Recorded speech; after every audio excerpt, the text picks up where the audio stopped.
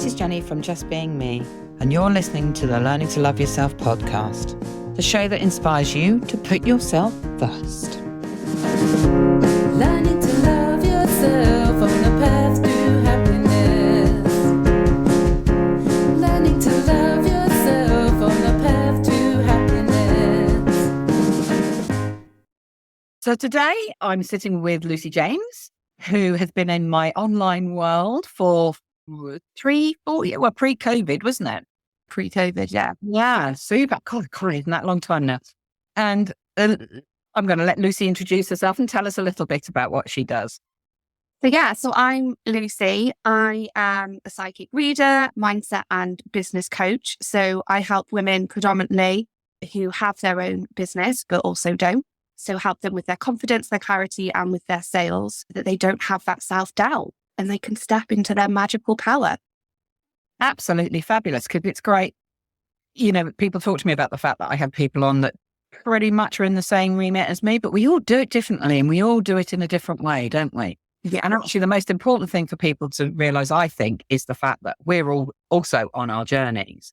So just give me a little bit of an idea of what it was that brought you to realizing that you needed self-care in your life. There's so many different things that I could talk about, but I'm going to talk about 2020. And that was my year when I went, there's a lot of shit that needs to be dealt with here. And that really got me to where I am today, was having sort of a moment where I went, shit, I can't keep burning myself out. And that's kind of really where my self-care journey really started, whether it was mindfulness, my spiritual practices, going for walks, that it really became a lot more in depth than just kind of putting a face mask on and sitting in a bath. It was so much more in depth than that, because that's what I was doing before, but it just wasn't cutting it. It just wasn't doing enough. And so I built this practice, and then happened is the practice stopped in 2022, and in 2023 that really caught up with me. So now I'm on it like Sonic, so to speak. And there is self-care in my day. There's a practice in my day every single day now, without fail, whether that is a bit of journaling, whether that's a meditation, whether that is having a bath with a face mask on, whether it's going for a walk. There is something there that is more in depth, that is really about me and what I like to do and really fills me back up. There is something within my day every single day. Something you said there about the fact that actually that your self-care practice fell apart in 22 and that caught you up in 23 is really interesting, because people just think, you know, I'm going to spend a little bit of time today, give me some time, have a PJ day, go for a walk, do a bit of journaling. But it isn't about that, is it? It's about consistency. And if you don't put it in there day by day by day by day, it catches up with you. Yeah. Just doing the odd bit every couple of months and thinking, oh, I'm a little bit, I need to. So you talked a little bit about what your self-care regime is. Roughly how long a day do you spend on self-care? So A minimum and a maximum, you know, is it that sort of thing? So like some days I might only spend 5 minutes. It really depends on how I feel. So I have struggled with my mental health this year, and I've realized that I have fluctuations within my energy. So it really depends on how I feel. So like yesterday was a bit of a meh day. Mm-hmm. So I spent a bit more time. I went to the seaside. I breathed in the sea air. I listened to the waves, and I spent time on me. It was 10 minutes, and then I did something later on. And I think there's this conception, it should be a routine that you follow first thing in the morning or last thing at night, and that's your self-care. When actually, for me and for lots of people, when they finally realize this, that it happens throughout the day. Sometimes it's just about taking 2 minutes to just breathe, and being really mindful. I used to hate the word mindfulness, but now I love it, because it really does help. It really It's a difficult word to use another word for, isn't it? Yeah. Because it is being mindful. Yeah. And it's just so some days I could spend just 5 minutes. Some days it's up to an hour. It really just does depend. So if I know that I've had like a particularly bad day, I know that I need to fill myself back up, because otherwise I'm not the best mum. I'm not the best wife. I'm not the best coach, friend, all of the other things that I am. I can't give myself if I'm on empty. And one of the interesting things there is, because I do have in my work, I have a lot of people saying to me, but I have children, I don't have time, because children are time fillers. Oh, yes. And they don't sit to a nice routine, do they? So I can talk to you at 9:00, but, give me a quarter of an hour to do this. That's not how it works. So, you're obviously making time around your life with children and work and husband and friends, and you are creating that time. And I'm a firm believer that actually, 2 minutes doing a little bit of breath work whilst you're sat on the toilet can do you the world of good if you do it consistently. Yeah. And it's one of the things, I have a toilet break emergency kit for self-care, because that's one thing we all have to do. And it's one of those things that I know I can remember, having had 3 children myself, that moment where I was in the toilet all by myself. We're on a winner. So, that is the moment to take. But also doing your self-care in front of your children is so important, because they just see that as normal then. And therefore they are doing self-care. Do you do that in front of your children? Yeah. So I really like reading. And when I was at my lowest this year, I got really into reading the Harry Potter books, as it was a bit of magic. It took me away from kind of how I was feeling at the time. And my eldest, who is 8, started picking up the Harry Potter book that I just finished and started reading it. And I was like, she was like, why do you do this? And I said, because it helps mummy relax. It helps me to be really mindful, because I can't think of anything else. And she's like, oh, I hate mindfulness. And I'm like, but you do it in school. It's part of your day-to-day routine. She's like, yeah, but I hate it. So she is like a ball of energy. She never stops. But actually it really helped her to really calm down. And I showed her like my journaling. So she's now got a journal and special pens to write in her journal. So, and obviously my youngest isn't even 2 yet. So it's not quite there yet with her. But actually just having some downtime, and where we're going to be like, right, we're going to have some quiet time and just bring things down a bit.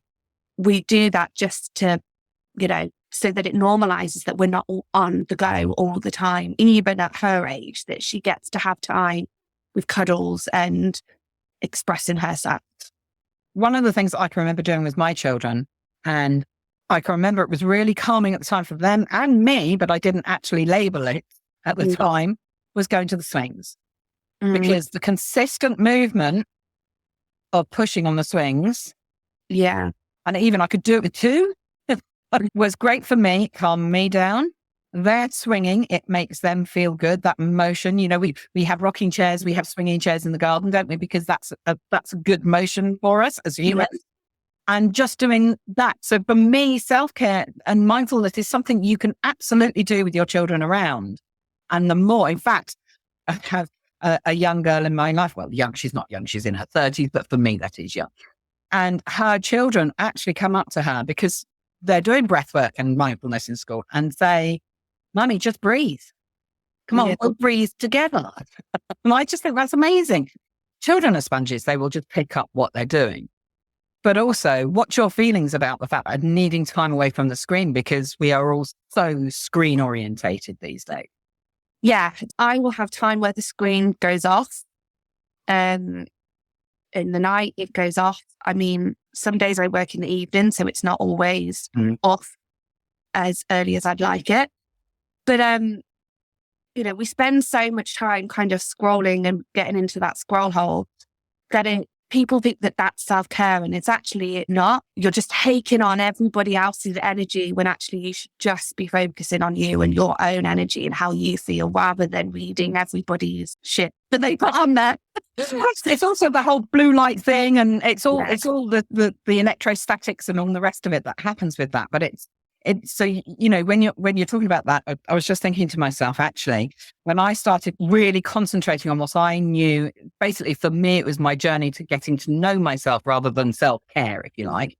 getting to know what it was that filled me up, and then being able to recognize how much better I was for all of the other people in my life, how my relationships with them grew because I was better with me, And how long, when somebody says to you, oh, go do a meditation, what I've learned is, being neurodiverse as well, I need short, because if you don't do something, if you don't empty your mind, if you don't breathe consciously, to suddenly go and do 15 minutes, 20 minutes of meditation or conscious breathing is really hard work, because your brain still wants to still wants to go, doesn't it?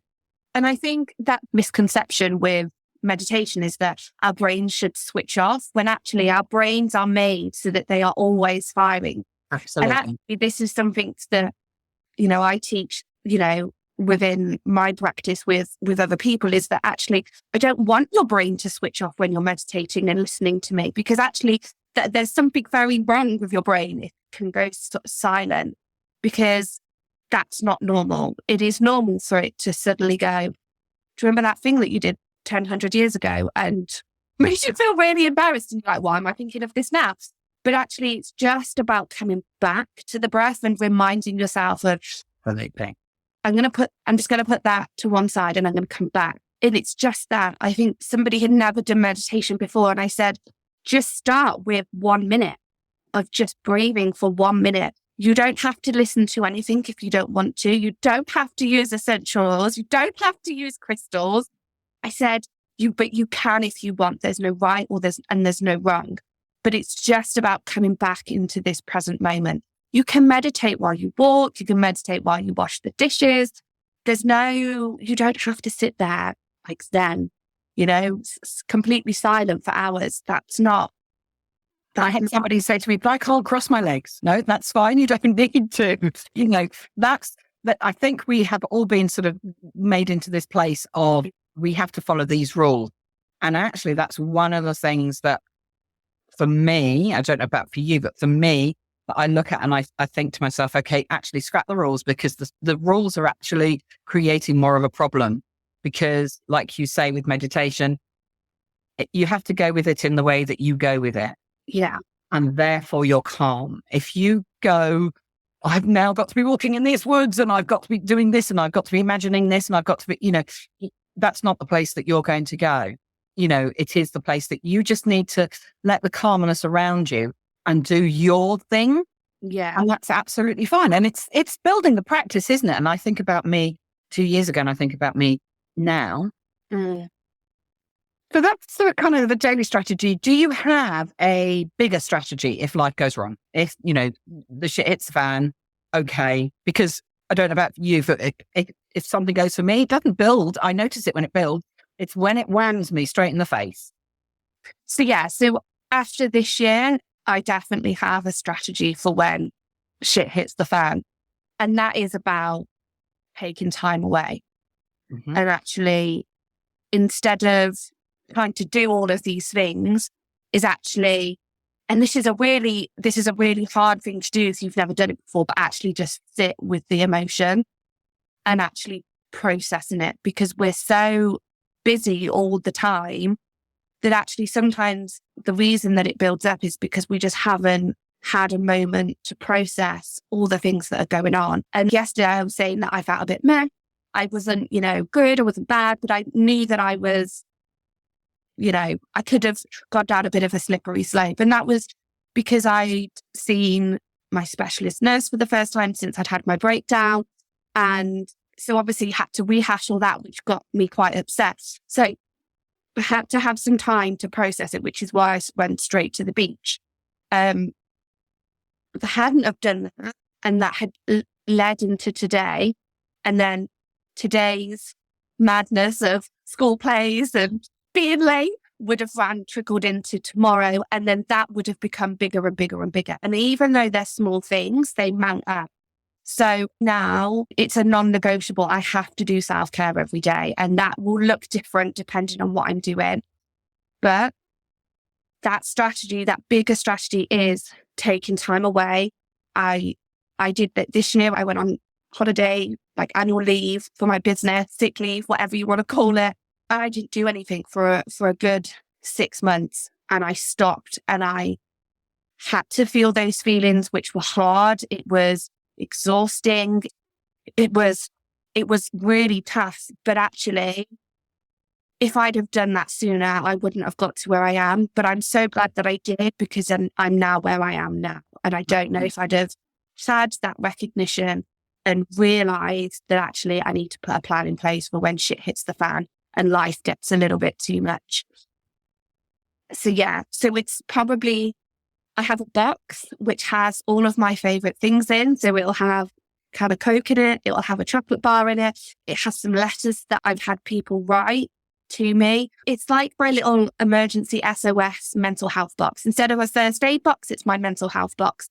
And it's got things in there, pictures, all different things in there that I can look at, open my can of Coke, eat my chocolate bar, cry if I need to, read in those letters. But it's all about reminding myself that I'm loved, I'm safe, I can get through this moment. And that leads me on to thinking, because I just think that's a fabulous idea. I think that's a fabulous idea of having we have first aid kit as a standard, don't we, in our houses for our physical need, but what about our first aid kit? And, you can have a children's first aid kit as well. Yeah. Oh, that's a wonderful idea. But how important is it for you to have the right people around you? Really, really important. I've really learned over the last 12 months to know what type of people I need in my life.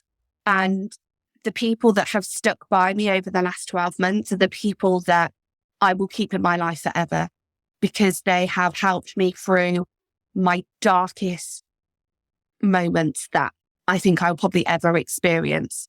And they're the sort of people that raise you up, that not dragging you up, but helping you raise yourself up. So they're, instead of dragging you up the ladder, they're helping you, supporting you as you take your steps up the ladder. And it's really important, because those people are if they can support you in that time, they can support you in any time. And actually, if they can show you love at that time, they can show you love at any time. And actually, it shows that it's a beautiful relationship, whether that's friendship, husband and wife, mum, daughter. It really does mean the world to me, the people that I've got in my life right now. And it's an interesting thing in me working out my tribe. And I have tribes for different areas. So I have a business tribe and, a home tribe. And then I have a family tribe, and I look at them and I kind of go like, yeah, if I need something in particular, okay, that's not the best person for that, because they're my person for this. Yeah. And that sounds quite self-centered, doesn't it? But actually it is all part of my kit of knowing, okay, I'm really, really struggling with this. Who's the best person that I can go to for that? Because I believe it's really, really important to let those words out of your mouth. Definitely. Yeah. Holding in your head just creates more and more of the stuff that you create yourself. Letting them out. There have been that amount of times where I've said the words out loud and thought, well, that's a load of rubbish, isn't it? Yeah. Whilst it was in my head, it was so true, and it was getting bigger and bigger and bigger and bigger. So, for me, I am very hot on my tribes and who I have. And if you have somebody come into your world, because we all have to do the things that we have to do, we don't get choices in some spaces of the people around. Do you have strategies for people that actually you feel like, oh, this is a bit negative and I don't want to do that? Yeah. So I am very aware of how I feel first thing in the morning. I want to even enter a conversation with that person. Because I'm very spiritual, I imagine that I have light come down and it forms a bubble around me, and have my arm, like my invisible armor on, so things can ping off me. If I'm physically seeing that person, I will wear certain things like different crystals. I do it when I go into a shop, because I don't know who's in the shop and what negativity they're all carrying. I'm very, very precious with my energy, because I know how quickly it can be depleted. So I will do that bubble. After I've seen that person, I will cleanse myself and sage, whatever, crystals. I really have learned to almost let things go over the top of my head slightly of, okay, that's your opinion and that's your mindset and that's your emotions and feelings. And I asked myself, why am I being triggered? Why is that triggering something in me? Okay, this is a mirror right now. I need to look at this, and I need to put a pin in that and look at that later when I'm home. And I've become very good at observing myself. And that's all about knowing yourself, isn't it? Yeah. You know, that is that place of the fact that if you know yourself well enough, you will also then know that somebody else can't tell you how to behave or act. Because, you know, if you think of what we're made up of, if we, you know, scientifically, we're made up of all of this stuff, how on earth can somebody else who's made up of all of that stuff tell you how to behave or be, or, you know, that's just a general way of thinking, isn't it? Yeah. You know, because you have to find your own way and you have to find out who you are. Yeah. I personally think you've been amazing. You've watched quite a bit of your journey and it is inspiring. It absolutely is inspiring, especially with children and everything else that's gone on in your world. I think it's absolutely inspiring. So Lucy, just tell us a little bit about your business and what you do and where they can find out. But we will list everything down below in all the show notes. So if anybody feels connected with Lucy, they can make that actual physical connection with her. Yeah, so you can find me on Facebook. My Facebook group is called The Mindset Coven. I talk a lot about mindset. I talk a lot about manifestation, and I talk a lot about business, because as business women, I'm sure, Jenny, you will vouch for this, that sometimes it can be very lonely when you're working online and you're not seeing people every day. I'm that little box of probably positivity, but I also bring the real life stuff as well to help you through your day, to help you find that clarity and that confidence, to help you get rid of all of the self-doubt and the beliefs that we don't want anymore. But my main thing is I'm now using all of my psychic abilities. So we work with the moon, we work with cards, I channel things, and it's a beautiful way to really work with people. I love it because it's so much my way. What's really interesting is listening to you is like, I keep thinking, yeah, that's me. Yeah, that's me. But we are actually quite different, aren't we? You know, so we are quite different, but our thought processes of the way that we function in life are quite similar. So I'm just going to say thank you ever so much for coming on and being a guest on my podcast. It's been really great to catch up with you. And hopefully maybe next year we'll see where your journey's taken you again. Thanks for having me. You're very welcome. Thanks for listening today. If you'd like to know more, you can find all the links down below. Oh, and don't forget to press subscribe so you can catch the next one. See you soon.